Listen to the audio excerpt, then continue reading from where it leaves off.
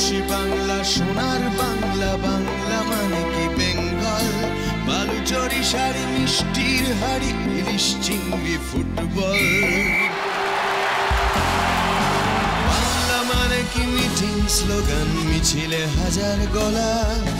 বাংলা মানে কি নন্দনে ভিড় একাডেমি বই মেলা।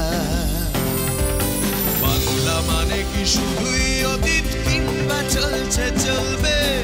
আপনার সাথে বাংলা এখন প্রতিদিন কথা বলবে।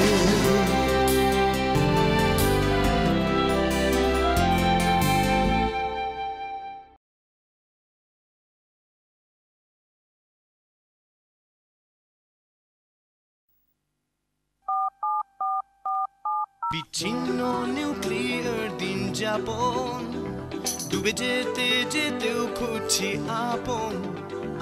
আর উড়িয়ে চাই আমি কুড়িয়ে পাই গুপ্তধন।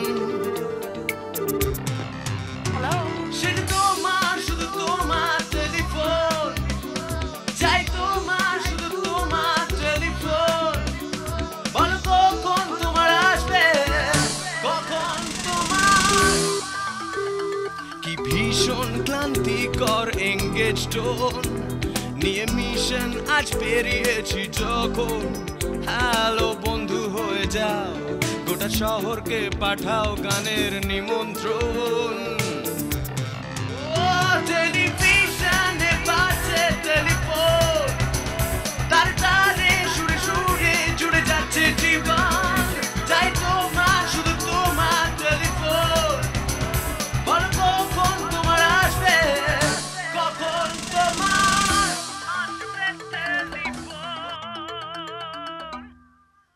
বাংলা এখনের পর্দায় আপনাদের টেলিফোনের অপেক্ষায় আমি হাজির। বাঙালিদের সাধারণভাবে গান বাজনা সংস্কৃতি প্রতি ভালোবাসা সবাই জানেন। আর যা দোষী লোকে দিক, বাঙালিদের এ দোষ কেউ দিতে পারবেন না। সেইভাবেই মধ্যবিত্ত বাঙালি পরিবারের যেভাবে গান বাজনা শেখানো হয় বাচ্চাদের, সেভাবেই আমার জীবনটাও শুরু। মায়ের সঙ্গে গান শিখতাম, তারপর গলা খারাপ হয়ে গেল। সেই সময় কি করি, বাবা বললেন তবলা শেখো। আমার লয়ের প্রতি ঝোঁক ছিল, শিখতে লাগলাম তবলা। এরমভাবেই চলতে চলতে কখন প্যাশন থেকে প্রফেশন হয়ে গেল বুঝতেই পারিনি। আমার প্রথম শেখা আমার গুরুদেব পণ্ডিত কানাই দত্ত, তারপরে ওনার গত হওয়ার পর শিখতে লাগলাম পণ্ডিত শঙ্কর ঘোষের কাছে 1976 সালে। তারপরে আমি প্রথম বিদেশ গেলাম, তখন কলেজে পড়ি। কলেজে তখন হই হই কাণ্ড, কারণ কলেজে পড়ি, সবাই বন্ধু বান্ধবরা তখন পুরোদস্তুর আমাকে একটা হিরো ওয়ার্শিপের মতন করছে। আবার একই সঙ্গে আমার বন্ধুদের বাবা মারা আমার মাকে ফোন করে বলতেন বা বাবাকে বলতেন, তন্ময় তবলা বাজাচ্ছে, তবলচি হবে। তার মানে যাত্রা দলে 5 টাকা পাই সিন্ড্রোমটা ওদের মধ্যে ছিল। এখন অবশ্য আই ফিল যে উইথ চেঞ্জিং টাইমস এই মতামতটা হয়তো অনেকেই পাল্টে ফেলেছেন আমাদের অনেককে দেখে। তবে এটাও ঠিক, আমাদের দেখে আবার অনেকে ভাবতে শুরু করেছেন একটা ব্যান্ড করলেই টিভির পর্দায় আর কাগজের প্রথম পাতায় ছবি আসে, তা কিন্তু নয়। আমাদের প্রত্যেকের পিছনে 20-25 বছরের সাধনা আছে, রেয়াজ আছে, শিক্ষা আছে, তারপরে এই সমস্ত কিছু আছে। আমার ব্যাকগ্রাউন্ড কিন্তু ক্লাসিক্যাল মিউজিশিয়ান। আমি ভারতের প্রভূত বিশ্ববিখ্যাত শিল্পীদের সঙ্গে বাজিয়েছি। আমার জীবনে 2 জনের অবদান, উস্তাদ মুনাব্বর আলী খাঁ সাহেব, উস্তাদ আমজাদ আলী খাঁ সাহেব এবং বর্তমানে পণ্ডিত রবিশঙ্করজি, তাদের আশীর্বাদ শিক্ষা আমার কাছে অতি মূল্যবান। সেই থেকে আমি আস্তে আস্তে নিজের ফর্মটাকে চেঞ্জ করে to match with the present time আমি ব্যান্ড করলাম। Not just as a platform to earn money, কিন্তু a platform where I could experiment.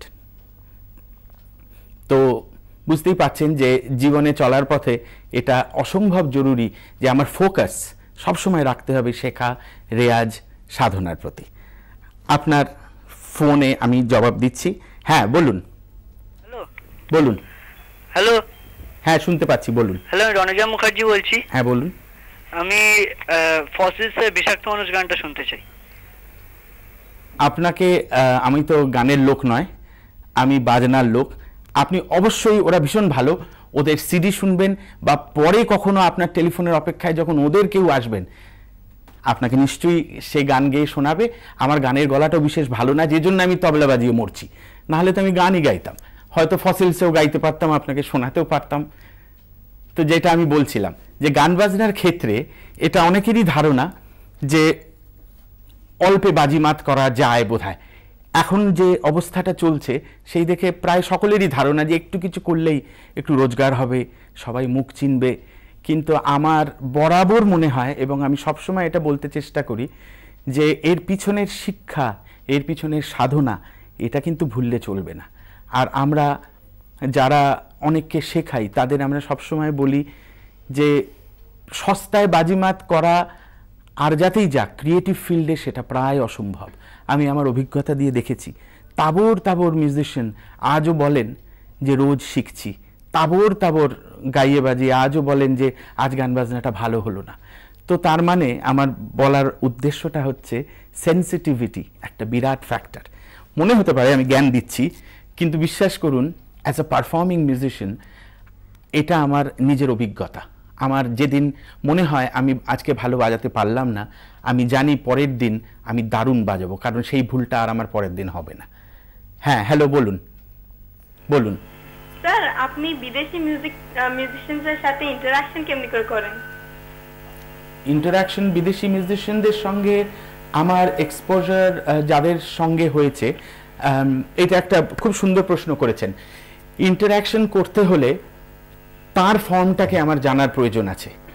তো সেই কারণে আমি বার্লিনে আমার তবলার স্কুলও আছে অনেক বছর ধরে। তো সেইখানে এক ভদ্রলোক আছেন অ্যান্ড্রিয়াস ওয়াইজার, উনি জার্মান ভদ্রলোক, কিন্তু লাটিন পারকাশনস বাজান। তো আমার বিশেষ বন্ধুও, তার কাছে আমি শিখেওছি 2-3টে ফর্ম, পান্ডেরো বাজানো, জেম্বে বাজানো, ওর কাছে শিখেছি। তো সেই ইন্টারঅ্যাকশন করতে হলে I must know the other form. তো মিউজিশিয়ানদের জানা উচিত যে আমি কাহন বাজাচ্ছি ঢোলের মতন, সেই করলে ইন্টারঅ্যাকশন হবে না। You must know the other form যার সঙ্গে ইন্টারঅ্যাকশন করছেন। Thank you. ওয়েলকাম। তো যেটা আমি বলছিলাম, আমার জীবনে এরকম অনেক দারুণ দারুণ ঘটনা আছে যেগুলো এখন যখন মনে করি তখন বিশ্বাস হয় না। কেন জানেন, সাধারণ বাঙালি বাড়ির ছেলে, আর আমি স্বপ্ন দেখেছিলাম সেই সময় আমার ছোটবেলাটায়, তখনও এত সময়টা চেঞ্জ হয়নি। তো তখনও ঘরানার importance in Indian classical music was immense. ঘরানাদার ছেলেমেয়েরাই সব জায়গা গান বাজনা করার প্রথম সুযোগ পাবে বা তাদেরই প্রাধান্য বেশি, এরকম একটা সময় তখনও ছিল। কিন্তু লাকিলি আমি যখন বড় হচ্ছিলাম, অনেক ঘরানাদার ছেলেপিলে আমাদের বয়সী যারা ছিল কলকাতায়, তাদের সঙ্গে স্কুল কলেজের মাধ্যমে আমার বন্ধুত্ব হয়েছিল, যাদের মধ্যে ইমরাত খাঁ সাহেবের ছেলেরা, ইরশাদ, নিশাদ খাঁ সাহেব, ওরা দুজন, তারপর রাজা আলী খান, মুনাব্বর আলী খাঁ সাহেবের ছেলে, তারপর পরবর্তীকালে রাশিদ খান, আজকের, ওর জন্য তো আমার গর্বের শেষ নেই, পদ্মশ্রী পেয়েছে। তো রাশিদ খান, তেজেন্দ্র নারায়ণ মজুমদার, শরৎ বাজান, এদের সঙ্গে ওঠা বসার দরুন আমার একটা entry to the professional field of Indian music হয়েছিল অতি সহজেই। হ্যাঁ বলুন। Hello hello. হ্যাঁ বলুন। হ্যাঁ স্যার, আমি শুনেছি, আমি আপনার খুব বড় ফ্যান। আমি শুনেছি যে আপনি খুব একটা আপনি ব্যান্ড বাজান, তালতন্ত্রা। আপনি কি ওটার বিষয়ে একটু বলবেন?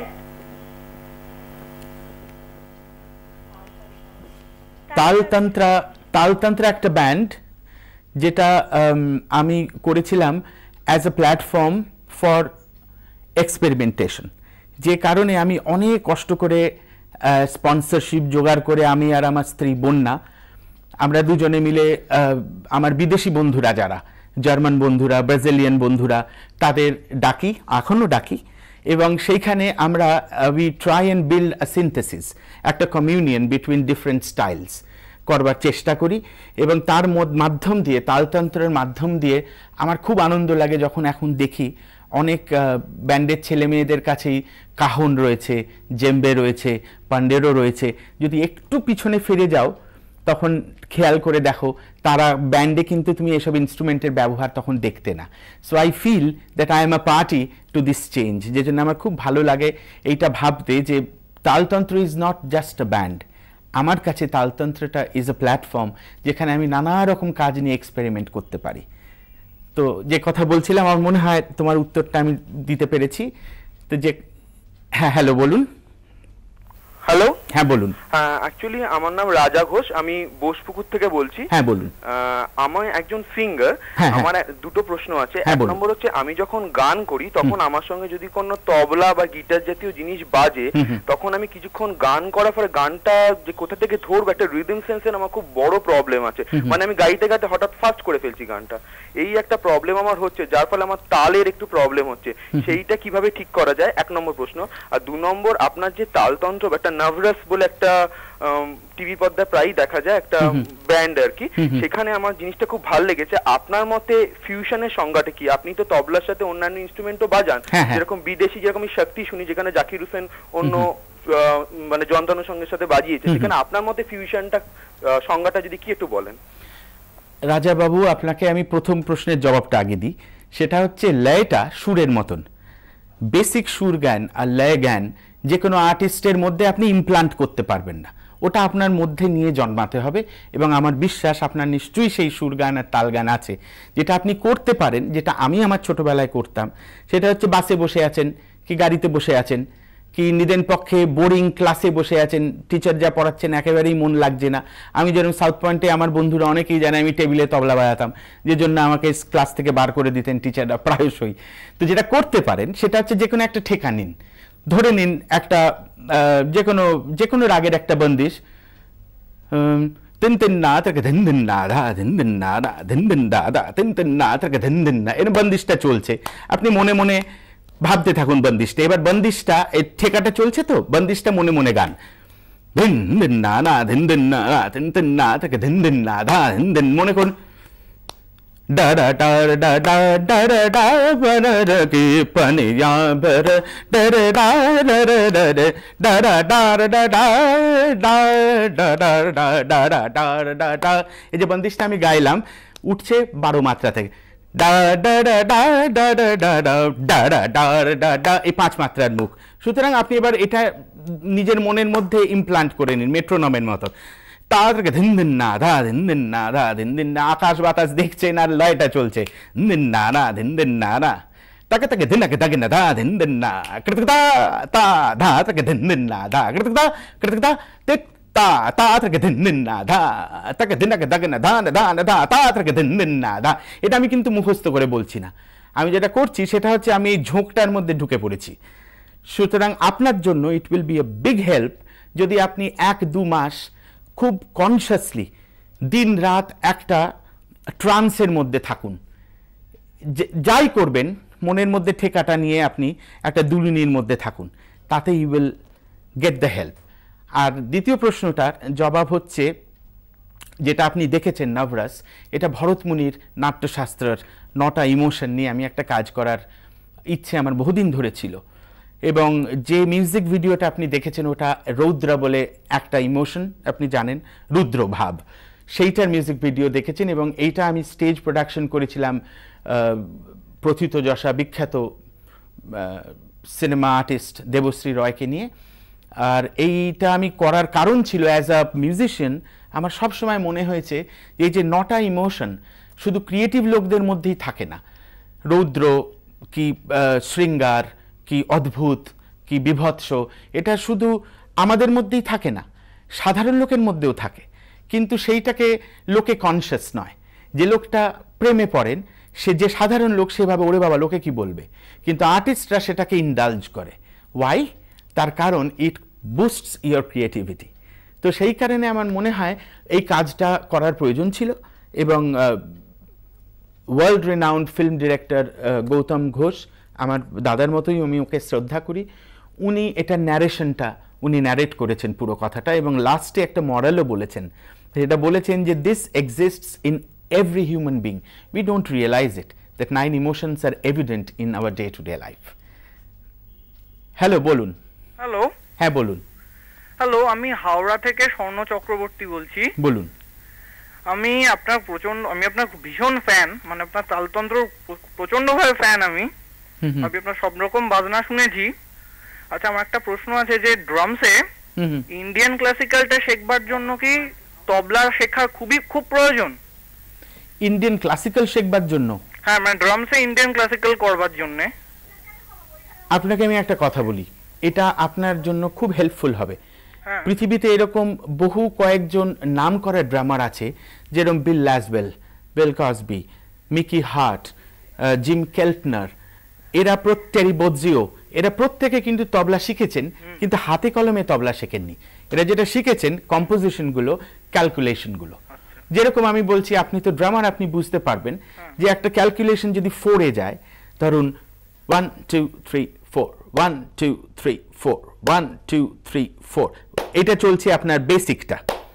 এবার আমি যদি আপনাকে বলি ক্যালকুলেশনটা, এইটা আপনি স্টিক দিয়ে বাজান, তাকে তাকে তাকে তাকে তাকে দেখে তাকে তাকে তাকে তাকে তাকে দেখে তাকে দিবি তাকে দিবি তাকে তাকে তাকে তাকে দিবি তাকে তাকে তাকে, এটা আমি বল দিয়ে বলছি তবলায়। এটা যদি আমি ফোনেটিক্স দিয়ে বলি, আপনি হয়তো বুঝতে পারবেন আরো।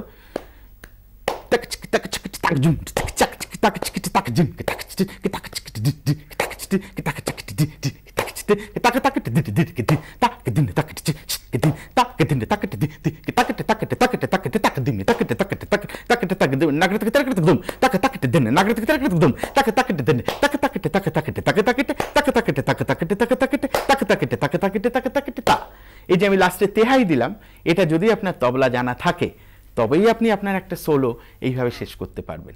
আমি আরও দুজনের নাম বলতে ভুলে গেলাম।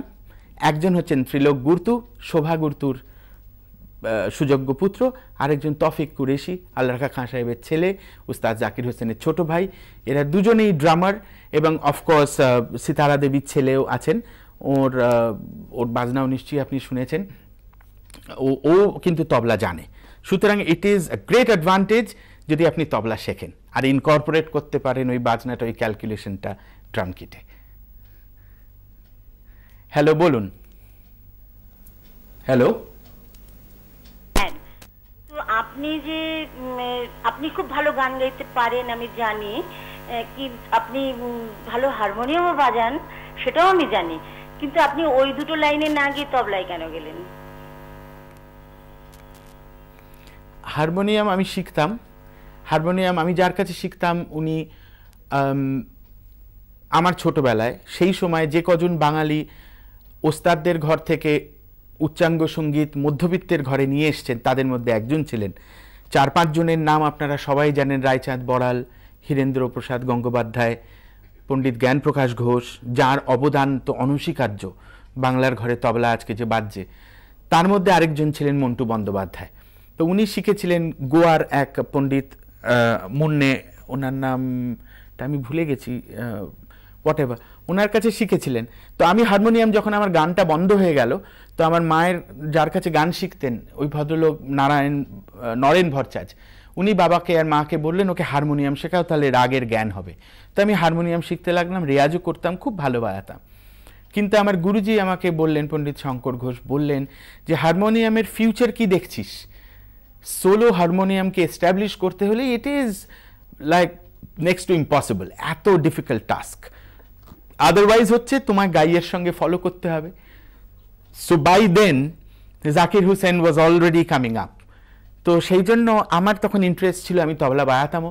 বাবা বললেন তবলায় কনসেন্ট্রেট করো, লয়টা আমার ভালো ছিল, তো আমি রেয়াজ করতাম, শিখতাম। কিন্তু আই এম হ্যাপি যে আই পারসিউড তবলা, কারণ আজকে with changing times tabla has a global language.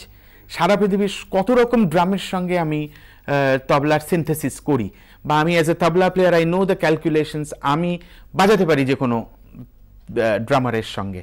তা আমার মনে হয় I am very lucky that I chose tabla as a prime subject for me. হ্যাঁ বলুন। হ্যালো। হ্যাঁ বলুন। নমস্কার। নমস্কার। হ্যাঁ, আমি দেবাশিস মুখার্জি বলছি ঠাকুরপুকুর থেকে। হ্যাঁ বলুন। আচ্ছা তন্ময়দা, আপনার মানে জীবনে প্রেরণা হিসেবে কাকে পেয়েছেন? সামনে আপনি কাকে দেখে আপনি এই জায়গায় এসেছেন আজ, সেটা প্রথম প্রশ্ন আমার, সেটা যদি একটু বলেন। আমি সত্যি কথা বলছি যে আমার প্রেরণা মানে যদি আইডল বোঝেন, আমার একজন কাউকে আমি আইডল বলতে পারবো না। আমার ছোটবেলা থেকে আমি যেরকম গুরুজির কাছ থেকে প্রেরণা পেয়েছি, সেরকমই কুমার বোসের কাছ থেকে প্রেরণা পেয়েছি, সেরকমই স্বপন চৌধুরী, সেরকমই অনিন্দ্য চট্টোপাধ্যায়, মানে এদের প্রত্যেকের কাছ থেকে আলাদা আলাদাভাবে আই হ্যাভ বেনিফিটেড। সবার বাজনা শুনেছি, তাদের সবার কোনটা কার ভালো সেটা নিজে চেষ্টা করেছি ভাববার, রেয়াজ করবার, হয়তো আমার নিজের মতন করে আমি প্রেজেন্ট করেছি। আর অন্য ক্ষেত্রে টোটাল সঙ্গতের ক্ষেত্রে আমার কাছে বিরাট প্রেরণা ছিলেন যোগ সাহেব। তারপরেই আমায় বলতে হবে ওস্তাদ আমজাদ আলী খাঁ সাহেবের কথা। উনি আমাকে যা কিছু শিখিয়েছেন, আমি আপনাকে বলছি, এত ছোট ছোট, যেহেতু বাঙালি মধ্যবিত্ত পরিবারের ছেলে আমি, বুঝতে পারছেন ঘরানাদার গান বাজনার যে ওঠা বসা, এটিকেট অফ মিউজিক আমার জানা ছিল না। তো আমাকে ওস্তাদজি এরম এরম শিখিয়েছেন, আমি এরম পা তুলে বাবু হয়ে বসেছি, এরম পা তুলে। তো ওস্তাদজি বললেন বেটা ও पैर নিচে রাখো, বুজুর্গকে সামনে पैर নেই দিখনা চাইয়ে। তো সেইটা একটা শিক্ষা হয়েছিল আমার। তারপর বাজনার ক্ষেত্রে সাত সঙ্গতের সময় আমি ওনার মুখের দিকে তাকিয়ে বাজাচ্ছি সঙ্গে, সাত সঙ্গত মানে দুজনে একসঙ্গে বাজাচ্ছে। ওস্তাদজি বললেন বেটা तुम जब किसी के साथ बजाओगे तो हाथ के ऊपर नजर रखो, জবার উপরে। তো সেটা একটা বিরাট শিক্ষা। আজও আমি যখন কারোর সঙ্গে বাজাই, বিশ্বাস করুন আমার কানে দৈব বাণীর মতন এই কথাগুলো ভাসে। তা আমার কাছে এখন যেন রবিশঙ্করজি, ওনার কাছে ছোট ছোট কত কিছু শিখছি। আমি একটা মজার জিনিস আপনাকে বলছি, মানে এরা আমার আইডল কেন, আমাকে বললেন একদিন পণ্ডিতজি, খুব শরীর খারাপ, বললেন সারা জীবন মনে রাখবে the show must go on. আর একটা আমাকে কথা বললেন আরেকবার, উনি বললেন রাইজিং টু দ্য ওকেশন, সেই বড় শিল্পী যে can rise to the occasion, whatever may happen, তোমার শরীর খারাপ যা কিছু হোক, you must fulfil your commitment towards your music. তো এরা আমার কাছে ওই জন্য আইডল। আর আরও অনেকেই আছেন যার মধ্যে আমার প্রেরণা আমার মা আমাকে, অবশ্যই বাবাও নিশ্চয়ই, তবে মা, কারণ মায়ের কাছ থেকে আমি গান বাজনা পেয়েছি। তো সেই কারণে একজন কারোর নাম বলা যে কোনো শিল্পীর পক্ষে প্রায় অসম্ভবই। বলুন। হ্যালো। হ্যাঁ বলুন। হ্যাঁ, আমি গড়িয়া থেকে নীলোৎপল বলছি। হ্যাঁ বলুন। আচ্ছা, আমি বেঙ্গল মিউজিক কলেজের স্টুডেন্ট ভোকালে। হ্যাঁ। আর একটু বাঁশিও শিখি আর কি। বাহ। তো আচ্ছা দাদা, ওই মাঝে মাঝে লায়কারি বলে একটা জিনিস আছে। হ্যাঁ। তো ওই 2-3 বলা, 2-7 বলা, এই জিনিসটা একটু যদি রপ্ত করতে হয় তাহলে আমাকে কি করতে হবে? আমি একটা প্র্যাকটিস আপনাকে বলতে পারি ভাই নীলোৎপল, কিন্তু এইটা একটু ওটাকে কি বলে, ম্যাটার অফ পেশেন্স, আপনাকে একটু ধৈর্য ধরে থাকতে হবে। সেটা আমি আপনাকে দেখাচ্ছি। একটা এমন লয়ে নিন মাত্রাটা যাতে আপনি মুখে পরিষ্কার বলতে পারেন। এই যে 7 বা 5 বা 4, এগুলো হচ্ছে একটা মাত্রার মধ্যে যে কটা অনুমাত্রা আপনি ঢোকাচ্ছেন সেটাই জাতি হয়। যেরকম ধরুন 4কে চতুশ্রম, মানে একটা মাত্রায় 4টে অনুমাত্রা মানে চতুশ্রম, 5টা অনুমাত্রা মানে খণ্ডম, 6টা অনুমাত্রা মানে ষষ্ঠম, 7টা অনুমাত্রা মানে মিশ্রম, 9টা অনুমাত্রা মানে সংকীর্ণম। এবার যদি মাত্রাটা এরকম চলে, আপনি নিজে বাড়িতে প্র্যাকটিস করবেন, দেখবেন 1 2 3 4, 1 2 3 4। এবার আমি ডবলটা বলছি, 2 3 4, তার মানে 1 2 2 2 3 2 4 2, 1 2 2 2 3 2, 3 গুণ বলছি, 1 2 3 2 2 3 3 2 3 4 2 3, 1 2 3 2 2 3 3 2 3, চতুশ্রম বলছি, 1 2 3 4 2 3 2 3 4 4 2 3 4, 1 2 3 4 2 2 3 4 3 2 3 4, খণ্ডম বলছি, 1 2 3 4 5 2 2 3 4 5 3 2 3 4 5 4 2 3 4 5, 1 2 3 4 5 2 2 3 4 5 3 2 3 4 5, ষষ্ঠম বলছি, 1 2 3 4 5 6 2 2 3 4 5 6 3 2 3 4 5 6 4 2 3 4 5 6, মিশ্রম বলছি, 3 4, 1 2 3 4 5 6 7 2 2 3 4 5 6 7 3 2 3 4 5 6 7 4 2 3 4 5 6 7 1 2 3 4 5 6 7 2 2 3 4 5 6 7 4 2 4 3 3 4 5 6 7। এবার অষ্টম হলো 1 2 3 4 5 6 7, তো বলতেই পারবেন আপনি। এবার সংকীর্ণম 1 2 3 1 2 3 1 2 3 1 2 3 1 2 3 1 2 3 1 2 3 1 2 3 1 2 3 1 2 3 1 2 3 1 2 3, তার মানে 9টা করে মাইক্রোবিট একটা মাত্রার মধ্যে ঢুকছে। আমি অনেকটা স্পিডে বললাম, এর থেকে আরও লয়টা কমিয়ে নেবেন। বাড়িতে যদি একটা বেসিক 4টে লয় ঠিক করতে পারেন, আর যদি মেট্রোনম থাকে আপনার জন্য খুব ভালো। মেট্রোনমে রেয়াজ করলে কি হবে, আপনি যদি মাঝে মাঝে লয় থেকে সরেও যান, মেট্রোনম আপনাকে গাইড করবে যে লয়টা সঠিক হচ্ছে কি না হচ্ছে। আপনার কানে থাকলে আপনি প্রায় কখনোই সরবেন না। হ্যালো বলুন। হ্যালো। হ্যাঁ বলুন। তন্ময়দা। হ্যাঁ বলুন। সামনাবাদ থেকে প্রণব বলছি। হ্যাঁ বলুন। বলছি আমি নিজে কিছু গান বাজনা করি। হ্যাঁ। কিন্তু আপনি কি গান শেখান? আমি শিখতে ইচ্ছুক। আমার খুব আফসোস রইল এই জন্মে যে আমি গাইয়ে হতে পারিনি, সেজন্য আপনাকে গানও শেখাতে পারছি না। হ্যাঁ বলুন। আমি বলছি তাহলে কোথায় শিখতে পারি, আপনি একটু যদি আমার গাইডলাইন দেন। খুব ভালো ভালো শিল্পী অনেকেই আছেন। আপনি কি জাতের গান শেখেন?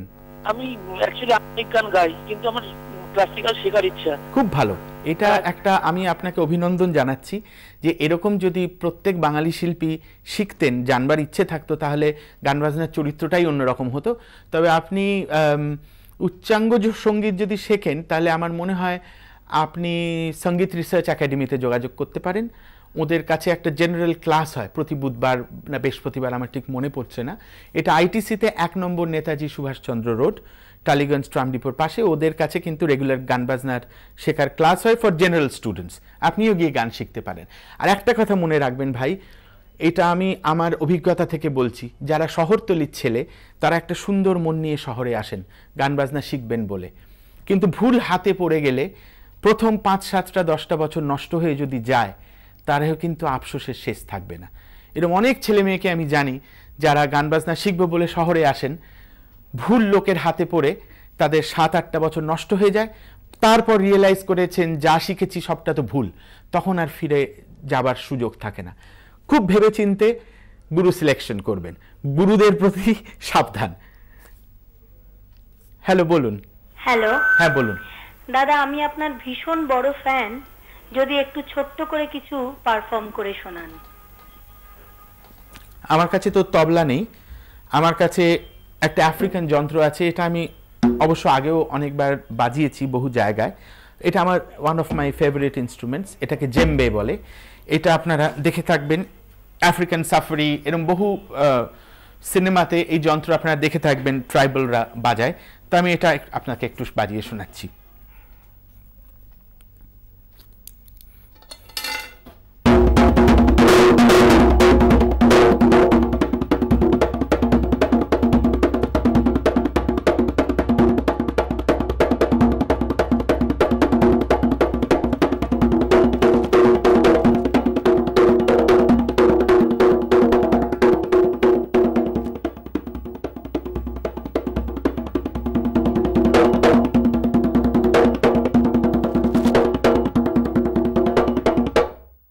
Thank you. আমার মনে হয় আপনাকে আরও বেশি বাজনা শোনাতে পারতাম, কিন্তু এই ফর্মটা, এটা আপনার জেনে রাখা ভালো যে এই ফর্মটা কিন্তু তবলার মতো না, এর কিন্তু কোনো ক্যালকুলেশন নেই।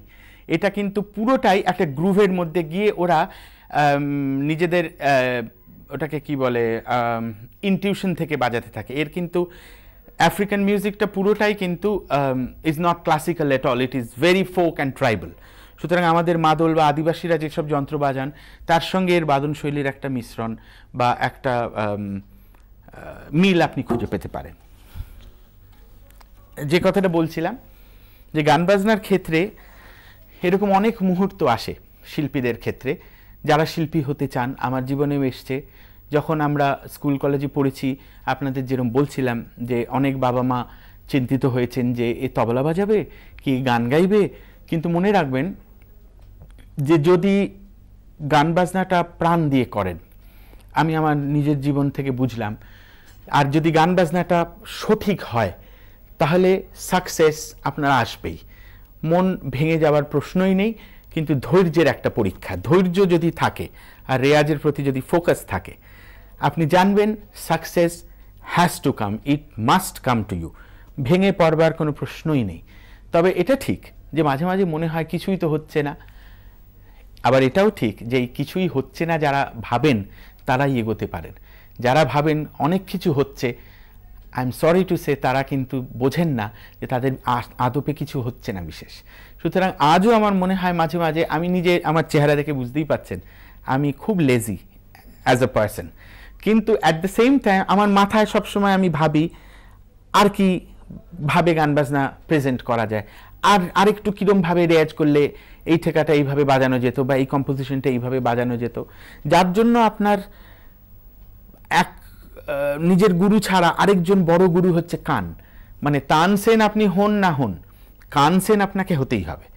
কানসেন মানে কান আপনাকে গাইড করবে কোনটা ভালো কোনটা খারাপ।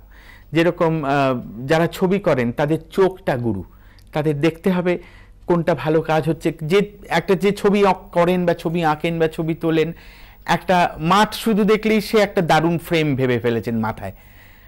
আপনি হয়তো বুঝতে পারছি না যে কি এটা উনি এখন কি দেখলেন এটার মধ্যে, কিন্তু যখন ছবিটা দেখলেন টিভির পর্দায় কি সিনেমার পর্দায়, তখন ভাবলেন হ্যাঁ সত্যি তো এই মানুষটা যা দেখছেন আমি তো দেখতে পাইনি। শিল্পীদের ক্ষেত্রেও তাই, যারা মিউজিশিয়ান তাদের ক্ষেত্রে আপনি এমন একটা কিছু ভাবলেন রেয়াজ করতে করতে যেটা অন্য লোকের মাথাতেই আসবে না। যখন বাজিয়ে দেখালেন বা গেয়ে শোনালেন, তারা ভাবছে সত্যিই তো এটা তো এরকমও হয়, এটা তো এরমভাবেও বাজানো যায়, এটা তো কোনোদিন ভাবিনি।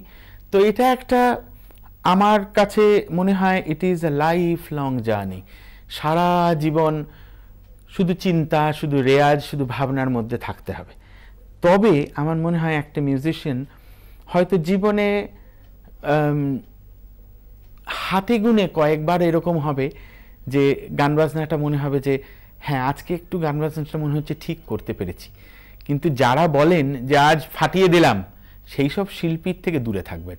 সেই সব শিল্পী কিন্তু ডেঞ্জারাস, কারণ তারা নিজেরাই জানেন না তারা কি করছেন। যারা সেন্সিটিভ শিল্পী তারা কিন্তু নিজের ঢাক নিজে কখনো পেটাবেন না। আমি জানি না নিজের ঢাক কখনো আমি নিজে পিটিয়ে ফেলি কি না, তবে আমি চেষ্টা করি না পেটাতে, এবং যে জন্য আমার এখনো পর্যন্ত মনে হয় এই মানসিকতাটাই বোধহয় ঠিক। তবে কখনো কখনো ঢাক পেটানোর আবার প্রয়োজনীয়তা আছে।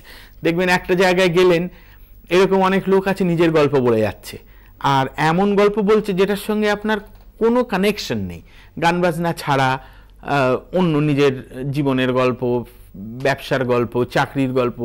সেই সব ক্ষেত্রে আপনাকে বলতেই হবে নিজের গান বাজনার গল্প, কারণ তাকে টু কাট হিম শর্ট। তো সেটার এডিটিংয়ে আপনাকে নিজেকে করতে হবে অ্যাজ অ্যান আর্টিস্ট।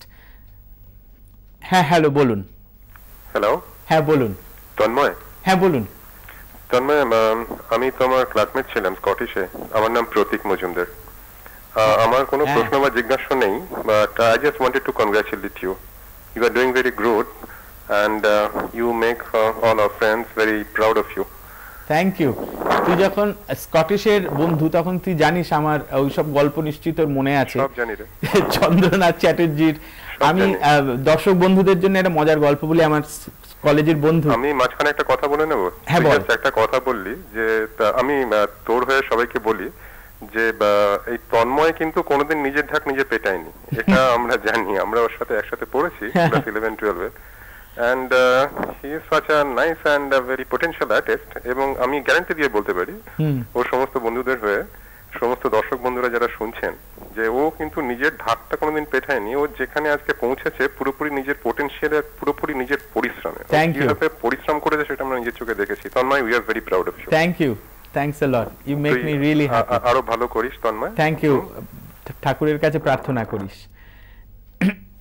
তো আপনাদের যে কথাটা বলছিলাম যে গান বাজনার ক্ষেত্রে ইট is a life long journey. সুতরাং কখনোই মন খারাপ করবেন না। এরকম একটা মুহূর্ত আসে যে কিচ্ছু হচ্ছে না, কি হবে বুঝতে পারছেন না, কিন্তু জানবেন যে যদি ফোকাসটা ঠিক থাকে, গান বাজনা করার মনটা ঠিক থাকে, তাহলে আর সবসময় নিজেকে নিজে কোয়েশ্চেন করবেন যে এই বাজনাটা আমার বেরোচ্ছে না, কেন বেরোচ্ছে না। আর আরেকটা কথাও আছে, একটা জিনিস এই স্পিডেই বাজাতে হবে বা একটা গান এইভাবেই গাইতে হবে, এর কোনো বাধা ধরা নিয়ম নেই। আমি এটা মানি না, এবং যত বয়স বাড়ছে আমি বুঝতে পারছি যে আমার কথা আমি আমার মতন করে বলবো। অনেক গুরুরা আছেন যারা বলেন আমার গানটা আমার মতোই গাইবে, তা তো নয়। তোমার গানটা তুমি তোমার মতন গাও, কিন্তু তোমার গানটা তো তোমার গান নয়। কম্পোজার কিভাবে কম্পোজ করেছেন সেটা তো তুমিও জানো না, আমিও জানি না। সুতরাং তুমি তোমার মতন করে ওনার কথাটা লোকের কাছে পৌঁছে দিচ্ছ, আমি আমার কথাটা মানে আমার মতো করে ওনার কথাটা লোকের কাছে পৌঁছে দেব। সুতরাং এই জিনিসগুলো থেকে পারফর্মিং আর্টিস্টদের কিন্তু প্রত্যেককেই খুব সাবধান থাকা উচিত। আমি আমার ক্ষেত্রেও দেখেছি, যেরকম আমার গুরু ভাইরা ছিলেন, আমি যখন গুরুজির কাছে যেতাম অনেকে বলতেন হেই এটা কিন্তু গুরুজি রেগে যাবেন, এটা কিন্তু এরকমভাবে বাজানো হয় না। ধরুন একটা কম্পোজিশন গুরুজির ছিল দিক দিনা থেকে দিনা দাগনা দিক দিনারা দিনে দাগনা দিক দিনারা দিক দিনা থেকে দিনা দাগনা দিক দিনারা তাক তাক তাক দিক দিনাকে ধানানা দিকে তিনারা, এই তাক তাক তাকটা যারা তবলা বাজান বা উচ্চাঙ্গ সঙ্গীতের সঙ্গে জড়িত তারা জানেন। তাকে তাকে তাকটা এই দুটো হাত নিয়ে মানে এই যে তাক তাক, এইটা আমার এই তাক তাক তাকটা আমার বাজাতে খুব অসুবিধা হতো। ফলে আমি ভাবতে লাগলাম তক তাক তাকটা এরকম ভাবেই কেন হতে হবে, তো এটা তো এরকম ভাবেই হতে পারে। তো আমি এরকম তাক তাক তাক আমার মতন ফিঙ্গারিং এ বাজাতে লাগলাম। তো আমার গুরু ভাইরা বললো, এ তো তুই তো মানে ঘরানার একদম কলঙ্ক। না তার মানে, বললো যে একটা ট্র্যাডিশনাল মিউজিক গুরুজি এরকম বাজিয়েছেন, এরকম বলেছেন শেখাতে, তুই সেটা এরকম করে নিলি উইদাউট গুরুজিস পারমিশন। তখন আমি ভেবে দেখলাম যে অশ্বত্থামা হত ইতি গজ, এটা শিল্পীদের মূল মন্ত্র হওয়া উচিত। সুতরাং গুরুজির সামনে আমি একটু কম স্পিডে টাক টাক টাক যেরকম ট্র্যাডিশনাল সেরকম বাজালাম, আর আজীবন আজও পর্যন্ত আমি আমার ফরম্যাটে বাজাই। তার বলার উদ্দেশ্যটা হচ্ছে যে এইটা সাউন্ড এক্সিকিউশন, সাউন্ডটা basically I am catering the sound to you.